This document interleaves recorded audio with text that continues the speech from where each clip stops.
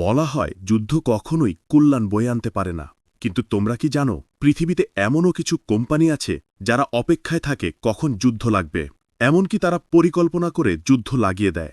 কি শুনে অবাক হচ্ছ? তাহলে আজকের মুভিটা তোমার জন্য, কারণ আজ দেখবে মাথা নষ্ট করে দেওয়ার মতো ষড়যন্ত্র, সাথে অ্যাকশন, প্রতিশোধ, ধোঁকা আর কিছু রহস্যের উন্মোচন যা তোমাকে হতবাক করে দেবে। তাই চলো সময় নষ্ট না করে শুরু করা যাক এঞ্জেল হ্যাজ ফলেন মুভির বাংলা এক্সপ্লেনেশন। মুভি শুরুতেই আমরা এই মুভির প্রধান ক্যারেক্টার মাইক ব্যানিকে দেখি। মাইক ব্যানি সিক্রেট সার্ভিসের একজন দক্ষ এজেন্ট এবং প্রেসিডেন্টের সবচেয়ে বিশ্বস্ত একজন অফিসার। এখানেই আমরা এই মুভির দ্বিতীয় প্রধান ক্যারেক্টার মাইকের বন্ধু ড্যানিস্টনের সাথে পরিচিত হই। ড্যানি একজন প্রাক্তন আর্মি রেঞ্জার এবং বর্তমানে তার একটি ভাড়াটে সামরিক কোম্পানি রয়েছে যার নাম সেলিয়েন্ট।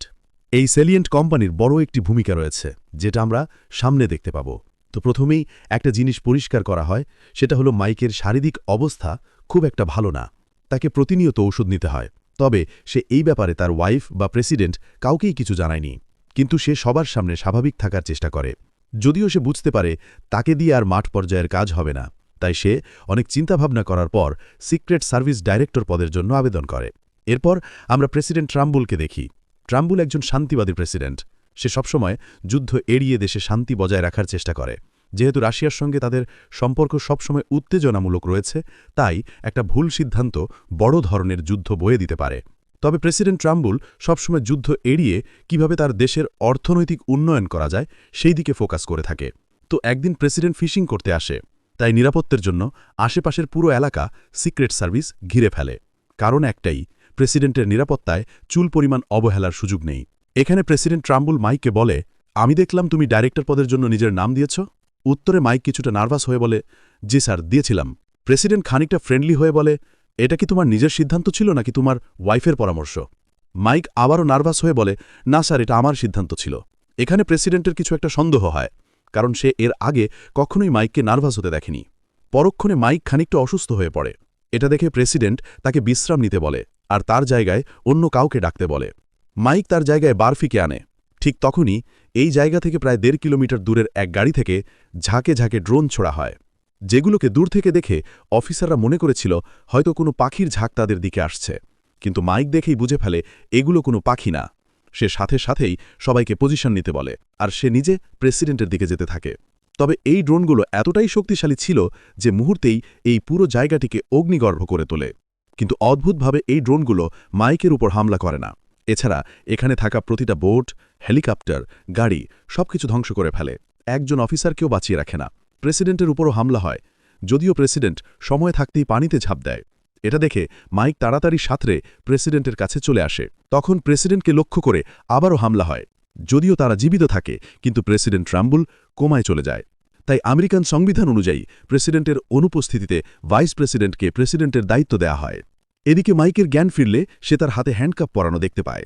কিছুক্ষণ পর তার কাছে FBI এজেন্ট হেলেন আসে। হেলেন তার উপর অভিযোগ তোলে যে সে প্রেসিডেন্টের উপর হামলা চালিয়েছে এবং তার পুরো টিমকে পরিকল্পনা করে হত্যা করেছে।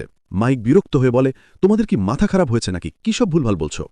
হেলেন বলে, আমাদের কাছে তোমার বিরুদ্ধে যথেষ্ট প্রমাণ আছে। যেই গাড়ি থেকে ড্রোনগুলো ছোড়া হয়েছিল সেই গাড়ি আমরা জব্দ করেছি, আর ওই গাড়িতে তোমার ফিঙ্গারপ্রিন্ট এবং DNA পাওয়া গেছে। এছাড়া ইতিমধ্যে তোমার অ্যাকাউন্টে $1 কোটি জমা হয়েছে। মাইক বলে, তোমরা কি সহজ ব্যাপারটা বুঝতে পারছো না? আমাকে ফাঁসানো হচ্ছে। তবে হেলেন তার কোনো কথাই শোনে না। উল্টো সে মাইকের স্ত্রীকে ধরে আনে, যদিও পরে মাইকের স্ত্রীকে ছেড়ে দেয়, কারণ তার কাছ থেকে তেমন কোনো তথ্য পায় না। তবে হেলেন সর্বক্ষণ মাইকের স্ত্রীর উপর নজর রাখার জন্য তার কয়েকজন অফিসারকে নিয়োজিত করে। পরে দেখা যায় মাইককে পুরো দেশের সামনে একজন দেশদ্রোহী ঘোষণা করা হয়। ফলে মাইকের নিরাপত্তার জন্য তাকে একটা গোপন জায়গায় সরিয়ে নেওয়া হয়। তবে মাইককে বহন করা গাড়িগুলো একটি নির্জন জায়গায় এসে হঠাৎ করেই বন্ধ হয়ে যায়। অফিসাররা চাইলেও গাড়ি স্টার্ট করাতে পারে না। তারা ব্যাকআপ টিমের জন্য কল করতে যায়, কিন্তু তাদের রেডিও সিস্টেম জ্যাম করা ছিল। ফলে তারা ব্যাকআপ ডাকতে পারছিল না। ঠিক তখনই কিছু মুখোশমারি শূন্য তাদের উপর হামলা করে। এখানে থাকা প্রতিটা অফিসারকে খুব নিষ্ঠুরভাবে মেরে ফেলা হয়, আর মাইককে এখান থেকে ছিনিয়ে নিয়ে যাওয়া হয়। মাইকের কিছুই বুঝে আসছিল না, তবে সে একটা জিনিস ভালোভাবেই বুঝতে পারছিল যে তাকে ফাঁসানো হচ্ছে, কিন্তু সে বুঝতে পারছিল না কে তাকে ফাঁসাচ্ছে। মাইক যেহেতু একজন সিক্রেট সার্ভিস এজেন্ট, তাই সে খুব সহজেই গাড়িতে থাকা প্রত্যেককে মেরে ফেলে। পরে তাদের মুখোশ খুললে বুঝতে পারে এরা সবাই তার বন্ধু ড্যানির ভাড়াটে সৈন্য। ফলে মাইক বুঝতে পারে তার সাথে কি হচ্ছে এবং কেন হচ্ছে।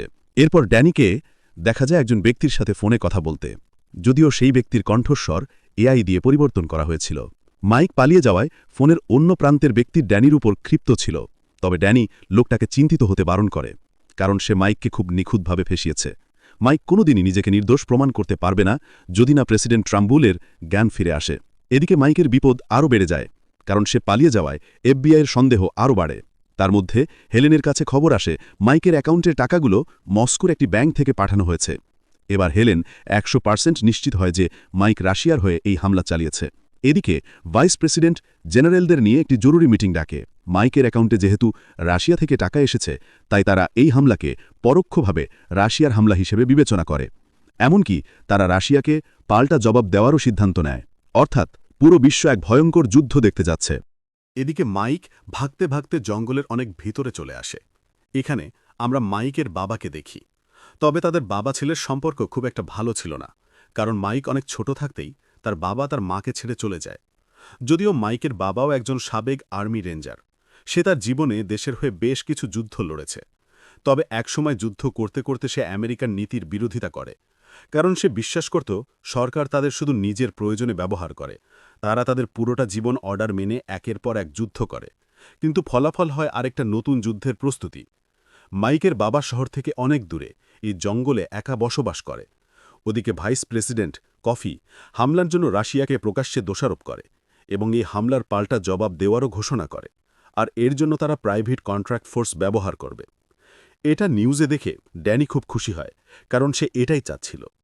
তখন আবার তার লোকেরা মাইকের বাবার ব্যাপারে জেনে যায়, এমনকি তাদের লোকেশনও পেয়ে যায়। এদিকে মাইক ক্লান্তির কারণে ঘুমিয়েছিল। তখন তার বাবা তাকে ঘুম থেকে জাগায়, কারণ ড্যানির লোকেরা চলে এসেছে। এত লোক দেখে মাইক তাদের সাথে লড়াই করার চেয়ে এখান থেকে পালানো সহজ মনে করে। তবে মাইকের বাবা বুড়ো হলেও সে 1 নম্বরে ঘাড় তেড়া ছিল। সে বলে, কেন পালাবো, কেন? ওরা না বলেই আমার এলাকায় ঢুকে পড়েছে, তাই ওদের শাস্তি তো পেতেই হবে। মাইকের বাবা মাইককে নিয়ে তার গোপন সুড়ঙ্গ দিয়ে ঠিক জঙ্গলের মাঝখানে চলে আসে। এরপর শুরু করে তার তাণ্ডব। একে একে তার পুঁতে রাখা বোমাগুলো ব্লাস্ট করতে থাকে। সে মাইককে বলে, ওখানে একটি তার আছে, ওটাকে ধরে টান দাও। মাইক তার টান দেওয়ার সাথে সাথে একে একে পুঁতে রাখা মাইনগুলো বিস্ফোরিত হতে থাকে। মুহূর্তেই ড্যানির সব ভাড়াটে কিলার শেষ হয়ে যায়।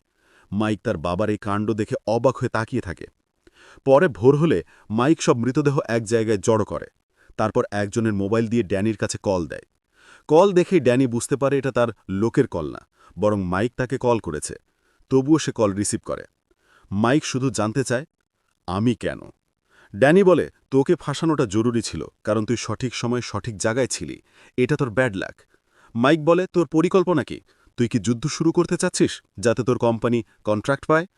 ড্যানি একটু উপহাস করে বলে, তোর এখন কেমন লাগছে নিজের জীবন বাঁচাতে পালিয়ে বেড়াতে? মাইক বলে, চিন্তা করিস না, তোর অবস্থা এর চাইতেও খারাপ হবে, আর আমাকে খোঁজার কষ্ট করিস না, আমি নিজেই তোকে খুঁজে নেব। যদিও মাইকের এই ধমকিতে ড্যানি মোটেও ভয় পায় না, বরং সে আরও খুশি হয়। সে বলে, ঠিক আছে, আমি তোর জন্য অপেক্ষায় আছি। পরে দেখা যায় মাইক তার বাবাকে নিয়ে জঙ্গল থেকে বেরিয়ে আসে এবং কৌশলে হেলেনকে জঙ্গলের ঠিকানা দিয়ে দেয়। হেলেন জঙ্গলে এতগুলো ডেড বডি দেখে কনফিউজ। সে বুঝতে পারছিল না মাইক এদের কেন মারল। এছাড়া ডেড বডির উপর লেখা ছিল, আমরা ড্যানিস্টনের কোম্পানির স্যালিয়েন্টের হয়ে কাজ করি। হেলেন তো এবার আরও বেশি কনফিউজ। এখন এই স্যালিয়েন্ট কোম্পানির এই কেসের সাথে কিসের যোগসূত্র রয়েছে? পরে সে একটু গভীরভাবে চিন্তা করলে বুঝতে পারে, রাশিয়ার সাথে যুদ্ধ লাগলে সবচেয়ে লাভবান হবে এই স্যালিয়েন্টের মতো প্রাইভেট ফোর্স কোম্পানিগুলো। তাহলে কি মাইককে আসলেই ভাসানো হচ্ছে? এই প্রশ্নের উত্তর জানার জন্য সে ড্যানির সাথে দেখা করার সিদ্ধান্ত নেয়। এদিকে প্রেসিডেন্ট ট্রাম্বুল সাড়া দেওয়া শুরু করেছে। ডাক্তার বুঝতে পারে প্রেসিডেন্ট পুরোপুরি কোমা থেকে বের না হলেও তার শারীরিক অবস্থা আগের তুলনায় অনেকটা ভালো। তার খুব শীঘ্রই জ্ঞান ফিরে আসতে পারে। এই নিউজ শুনে পুরো দেশ এক স্বস্তির নিঃশ্বাস ফেলে। মাইকের বাবা মাইককে বলে, কি হলো, তুমি খুশি হওনি? এটা তো তোমার জন্য খুব ভালো খবর। মাইক বলে, আমি খুশি হয়েছি, তবে সাথে অনেক চিন্তিত, কারণ ড্যানি ওনাকে আবারও মারার চেষ্টা করবে। মাইকের বাবা বলে, তাহলে তুমি ওনার সিকিউরিটি টিমকে সাবধান করে দাও। মাইক বলে, তুমি কি ভুলে গেছো পুরো দেশ জানে আমি রাশিয়ার হয়ে প্রেসিডেন্টের ওপর হামলা চালিয়েছি? এমত অবস্থায় ওরা আমার কথা কেন বিশ্বাস করবে? তাছাড়া আমি এখন কাকে বিশ্বাস করব তাও বুঝতে পারছি না। তাই আমি চিন্তা করেছি আমি নিজেই হসপিটালে যাব। মাইকের বাবা বলে, যাতে ওরা তোমার এনকাউন্টার করতে পারে? বাহ, খুব ভালো বুদ্ধি নিয়েছ। মাইক বলে, আমি আমাকে নিয়ে চিন্তা করি না, চিন্তা হচ্ছে আমার মেয়ে আর ওয়াইফকে নিয়ে। মাইকের বাবা কিছুটা অবাক হয়ে বলে, তোমার বউ বাচ্চাও আছে? পরে মাইক তার বাবাকে বলে, আমি তোমার থেকে অনেক সাহায্য নিয়েছি, কিন্তু এখন আমায় যেতে হবে। এটা বলে মাইক বেরিয়ে পড়ে। মাইকের বাবা মায়ের দৃষ্টিতে তাকিয়ে থাকে। সে মাইককে বাধা দিতে চাচ্ছিল, তবে ভালো করেই জানত মাইক তার কথা শুনবে না, তাই সে কিছুই বলে না। এদিকে খবরে বলা হচ্ছিল, যেহেতু প্রেসিডেন্ট ট্রাম্বুলের অবস্থা ভালোর দিকে, তাই ভাইস প্রেসিডেন্ট কফি রাশিয়ার উপর হামলা করার যে সিদ্ধান্ত নিয়েছে সেটা হয়তো স্থগিত করা হবে। এই খবর শোনার পর ড্যানি প্রেসিডেন্ট ট্রাম্বুলকে হসপিটালেই মারতে একটা বড়সড় পরিকল্পনা করে। তখন তার কাছে ভাইস প্রেসিডেন্ট কফির কল আসে। কফি ড্যানিকে খুব কড়া ভাষায় হুমকি দেয়। মূলত প্রেসিডেন্ট ট্রাম্বুলকে মারার পুরো পরিকল্পনাই ছিল এই কফির। তার কথা মতোই ড্যানি ড্রোন হামলা চালিয়েছিল। এখানেই ড্যানি ভাইস প্রেসিডেন্ট কফিকে আশ্বস্ত করে বলে, এবারের হামলায় প্রেসিডেন্ট ট্রাম্বুল কোনোভাবেই বাঁচতে পারবে না। পরে দেখা যায় ড্যানি তার দুজন কিলারকে পাঠায় মাইকের স্ত্রী আর মেয়েকে তুলে আনতে। মাইকের স্ত্রী তার মেয়ের কথা চিন্তা করে চুপচাপ তাদের সাথে যেতে বাধ্য হয়। ঠিক তখনই মাইকের বাবা আচমকা কিলারদের উপর হামলা করে এবং খুব সহজেই তাদের উদ্ধার করে। কিন্তু সমস্যা হল মাইকের স্ত্রী মাইকের বাবাকে চিনত না। ফলে মাইকের বাবা নিজের পরিচয় দিলেও কোনো লাভ হয় না। তখন মাইকের স্ত্রী তাকে মাইকের ব্যাপারে এমন কিছু তথ্য দিতে বলে যা অন্য কেউ জানে না। মাইকের বাবা তখন মাইকের পুরো নাম বলে এবং তার মায়ের ব্যাপারে কিছু ব্যক্তিগত তথ্য জানায়। তখন যে মাইকের স্ত্রী তাকে বিশ্বাস করে। এদিকে প্রেসিডেন্ট ট্রাম্বুলের জ্ঞান ফিরে আসে। তখন সিকিউরিটি টিমের হেড ডেভিড তাকে বর্তমান পরিস্থিতি জানায়। ডেভিড বলে, মাইক রাশিয়ার সাথে মিলে তার উপর ড্রোন হামলা চালিয়েছিল। তাদের কাছে মাইকের বিরুদ্ধে যথেষ্ট প্রমাণ রয়েছে। আর এই হামলার পাল্টা জবাব হিসেবে ভাইস প্রেসিডেন্ট কফি রাশিয়ার সঙ্গে যুদ্ধের প্রস্তুতি নিচ্ছে। এটা শুনে প্রেসিডেন্ট তাড়াতাড়ি ভাইস প্রেসিডেন্টের সাথে কথা বলার ব্যবস্থা করতে বলে। এদিকে ড্যানি হসপিটালে হামলা করার পুরো পরিকল্পনা তৈরি করে ফেলে। তখনই এফবিআই এর একটি হেলিকপ্টার তার এখানে আসে। ড্যানি হেলিকপ্টার ল্যান্ড করার অনুমতি দেয়। পরে দেখা যায় ড্যানিকে জিজ্ঞাসাবাদ করার জন্য হেলেন এসছে। হেলেন ড্যানির কাছে মাইকের ব্যাপারে জানতে চায়। তবে কিছু বোঝার আগেই ড্যানি হেলেন এবং তার সহকারীকে গুলি করে হত্যা করে। হেলেন কখনো ভাবতেও পারেনি তাকে এভাবে মরতে হবে। ড্যানি তার লোকদের দেশ ছাড়ার প্রস্তুতি নিতে বলে, তবে তারা দেশ ছাড়ার আগে প্রেসিডেন্ট ট্রাম্বুলকে শেষ করে যাবে। ড্যানি তার আর্মি নিয়ে হসপিটালের উদ্দেশ্যে রওনা হয়। এদিকে মাইকও প্রেসিডেন্টকে বাঁচাতে হসপিটালে চলে আসে। সে প্রথমে একজন পুলিশকে আটকে তার পোশাক পরে নেয়। এরপর ওয়াকিটকি ব্যবহার করে সিকিউরিটি টিমকে বিভ্রান্ত করে অন্যদিকে ব্যস্ত করে তোলে। এই সুযোগে সে একজন অফিসারকে জিম্মি করে প্রেসিডেন্ট যে ফ্লোরে আছেন সেখানে পৌঁছায়। মাইক সেখানে গিয়ে আত্মসমর্পণ করে এবং ডেভিডকে অনুরোধ করে যেন তাকে প্রেসিডেন্টের সাথে দেখা করানো হয়। প্রেসিডেন্ট যখন জানতে পারে মাইক দেখা করতে চাচ্ছে, তখনই তাকে নিয়ে আসতে বলে। মাইক এসে প্রেসিডেন্টকে বলে, স্যার, আমি জানি কারা এসব করছে। ওরা আপনাকে না মেরে ছাড়বে না, তাই আপনাকে তাড়াতাড়ি এখান থেকে সরিয়ে নিতে হবে। কিন্তু ডেভিড বলে, প্রেসিডেন্ট এখানে নিরাপদ আছেন। পুরো বিল্ডিং আমাদের নিয়ন্ত্রণে। আমাদের ফাঁকি দিয়ে এখানে ঢোকা সম্ভব নয়। এটা নিয়ে মাইকের সাথে ডেভিডের ঝামেলা হয়। মাইক বলে, যদি কেউ ঢুকতে না পারে তাহলে আমি কিভাবে ঢুকলাম? ওরাও কোনো না কোনো রাস্তা বের করবে। প্রেসিডেন্ট তাদের শান্ত করে এবং মাইকের হাত খুলে দিতে বলে। তখন ডেভিড বলে, স্যার, আমরা এখনও জানি না মাইক কার পক্ষে। সে এখনও নির্দোষ প্রমাণিত হয়নি। প্রেসিডেন্ট জবাব দেয়, আমি জানি মাইক কার পক্ষে। ও আমার পক্ষে। ওর কারণেই আমি এখনও বেঁচে আছি। প্রেসিডেন্টের নির্দেশে মাইকের হাত খুলে দেওয়া হয়। মাইক সঙ্গে সঙ্গে মেরিন ডাকতে বলে এবং হসপিটালের নিরাপত্তা পুনরায় চেক করতে নির্দেশ দেয়। প্রথমে কেউ তার নির্দেশ নিতে চাইছিল না। তখন প্রেসিডেন্ট সবাইকে অর্ডার দেন, ও যা যা বলে ঠিক তাই করো। এদিকে ড্যানি তার আর্মি নিয়ে হসপিটালের কাছাকাছি পৌঁছে গেছে। মাইক প্রত্যেক সিকিউরিটি টিম পুনরায় চেক করতে থাকে। হসপিটালের সার্ভার বারবার ডাউন হয়ে যাচ্ছে। তাই সে একজন অফিসারকে চেক করতে বলে হসপিটালের সার্ভারের সাথে সেলিয়েন্ট কোম্পানি কোনোভাবে যুক্ত আছে কিনা। তবে অফিসার চেক করেও তেমন কিছু খুঁজে পায় না। তখন সবাই লক্ষ্য করে প্রত্যেক কেবিনে অটোমেটিক অক্সিজেন সাপ্লাই হচ্ছে। পরে তারা গ্রাউন্ড ফ্লোরের অক্সিজেন সিস্টেম চেক করলে জানতে পারে পুরো অক্সিজেন সিস্টেম বাইরে থেকে কেউ নিয়ন্ত্রণ করছে, আর অক্সিজেন ক্রমেই ঊর্ধ্বমুখী হচ্ছে। মাইক ড্যানির প্ল্যান বুঝে ফেলে। ড্যানি মূলত এই পুরো বিল্ডিংটাকে মাটির সাথে মিশিয়ে দেওয়ার পরিকল্পনা করেছে। ডেভিড তাড়াতাড়ি পুরো হাসপাতাল খালি করার নির্দেশ দেয়। যেহেতু সময় খুবই কম ছিল, তাই মেরিনের জন্য অপেক্ষা করা যাবে না। এর জন্য তারা প্রেসিডেন্টকে গাড়িতে করে বের করার সিদ্ধান্ত নেয়। ওদিকে ড্যানিও চলে আসে। ড্যানির হ্যাকার তাকে জানায় ধামাকা হতে আর মাত্র 4 মিনিট সময় লাগবে। এদিকে মাইক চাচ্ছিল যতটা সম্ভব প্রেসিডেন্টকে হাসপাতাল থেকে দূরে নিয়ে যাবে। তবে বের হবার পথেই ড্যানি তাদের উপর ফায়ারিং শুরু করে এবং তাদের রেডিও সিস্টেম জ্যাম করে দেয়, ফলে তারা ব্যাকআপ টিম ডাকতে পারে না। এখানে প্রেসিডেন্টের নিরাপত্তায় থাকা বেশ কয়েকজন অফিসার মারা যায়। তখন মাইক বুদ্ধি করে প্রেসিডেন্টকে নিয়ে পাশের বিল্ডিংয়ে ঢুকে পড়ে। তখন ড্যানির ছোড়া গুলি একটুর জন্য প্রেসিডেন্টের গায়ে লাগে না। ভাগ্যের দোষে গুলি লাগে স্যামের গায়ে। স্যাম এখানেই মারা যায়। ডেভিডও গুলিবিদ্ধ হয়। এরই মধ্যে হাসপাতালে ভয়াবহ বিস্ফোরণ ঘটে। ধামাকাটা এতটাই শক্তিশালী ছিল যে মুহূর্তেই পুরো হাসপাতাল মাটির সাথে মিশে যায়। এই এক ভয়াবহ দৃশ্য। এদিকে মাইক প্রথমে প্রেসিডেন্টকে একটি নিরাপদ রুমে লুকিয়ে রাখে আর রুমের সামনে সার্ভিসের বাকি অফিসারদের পজিশন নিতে বলে। যতক্ষণ না তাদের ব্যাকআপ টিম আসছে ততক্ষণ তাদেরকেই লড়তে হবে। মাইক একা রুমের পিছন দিকে পজিশন নেয় আর বাকি অফিসাররা রুমের সামনে। পুরো বিল্ডিং তখন একদম নিঃশব্দ। ড্যানি তার আর্মি নিয়ে বিল্ডিংয়ে ঢুকে পড়ে। তারাও বিভিন্ন জায়গায় পজিশন নেয়। এরপর শুরু হয় এক ভয়ঙ্কর লড়াই। নন স্টপ ফায়ারিং চলতে থাকে। তবে ড্যানির আর্মির তুলনায় সিক্রেট সার্ভিস অফিসার অনেক কম ছিল। এছাড়া তাদের গুলিও শেষ হয়ে আসে। ওদিকে মাইক তার বুদ্ধি আর দক্ষতা দিয়ে ড্যানি বেশ কয়েকজন সোলজারকে খতম করে। তবে দুঃখের বিষয় হল বাকি সিক্রেট সার্ভিস অফিসারদের গুলি শেষ হলে ড্যানি তাদের দিকে গ্রেনেড নিক্ষেপ করে। অফিসাররা সবাই এখানেই মারা যায়। ড্যানি রুমে ঢুকে পড়ে। তবে মজার বিষয় হল মাইক প্রেসিডেন্টকে এই রুমে রাখেনি, বরং এর বিপরীত রুমে রেখেছিল, যেটা ড্যানি বুঝতে পারে না। এখানে ড্যানিকে বোকা বানানো হয়। এরই মধ্যে ব্যাকআপ টিম চলে আসে। এটা বুঝতে পেরে ড্যানি পালানোর চিন্তা করে। তাকে নেওয়ার জন্য তার হেলিকপ্টার চলে আসে। তবে তার পথের কাটা মাইক তাকে আটকানোর অনেক চেষ্টা করে, যেটা মোটেও সহজ ছিল না। কারণ মাইক এখানে একা ছিল। তাই বলে সে হার মানে না। সে তার সর্বোচ্চ দিয়ে লড়তে থাকে। তখন তাকে মারার জন্য ড্যানি তার দিকে একটি গ্রেনেড ছুড়ে দেয়।